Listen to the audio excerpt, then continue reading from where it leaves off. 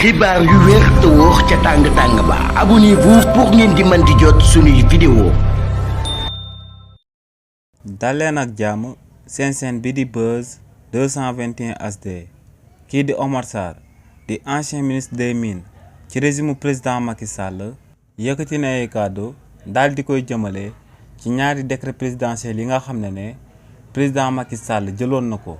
ginnaaw bañ fale président Bassirou Diomaye Diakhar Faye te président Bassirou Diomaye Diakhar Faye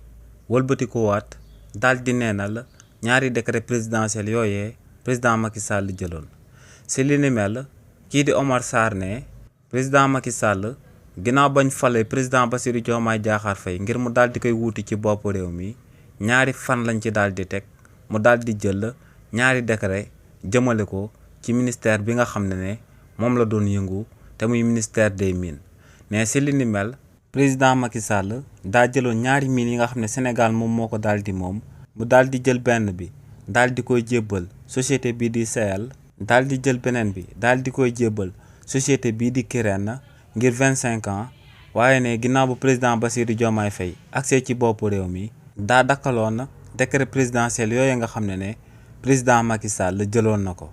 waaye ne li ni mel nag du dëgg du yoon ndax ne boo demee ci pays de grande démocratie yu mel ni que Amérique Joe Biden ginnaaw bañ falee Donald Trump ba noppi amoon na ay décret présidentiel yu mu jotoon na jël te ne ginnaaw bu kookee di Trump bañ ko installé ba noppi dogul benn ci décret présidentiel yooyee kàddu yooyee kii di Omar Sarr daal di yëkkati nag képp ku ci amal akub ñàngat di nga gis que ne kàddu yooyee xaajul bay dëppook lu am lu sabab lu tax ñu wax li ni mel moom mooy que ne buñ sukkandikoo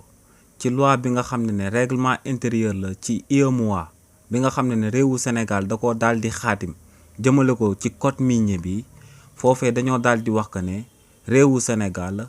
warta daal di jébal akub entreprise étrangère akub mine bi nga xam ne réewu Sénégal moom moo ko daal di moom ba li ni mel daal di romb 20 ans te président Macky Sall daa jël ñaari mines yi nga xam ne réewu Sénégal ñoom ñoo ko daal di moom mu daal di koy jébbal ñaari société daal di leen koy jox ci lu ëpp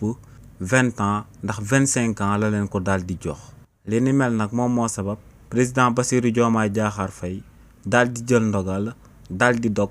décret présidentiel boobee nga xam ne président Macky Sall amaloon na ko ci ndoddu sénégalais yi pour intérêt wu ñeneen ñu dut sénégalais yi seen wàllu bopp. xibaar yu wér te wóor ca tàng-tàng ba abonnez-vous pour ngeen di mën di jot suñuy vidéo.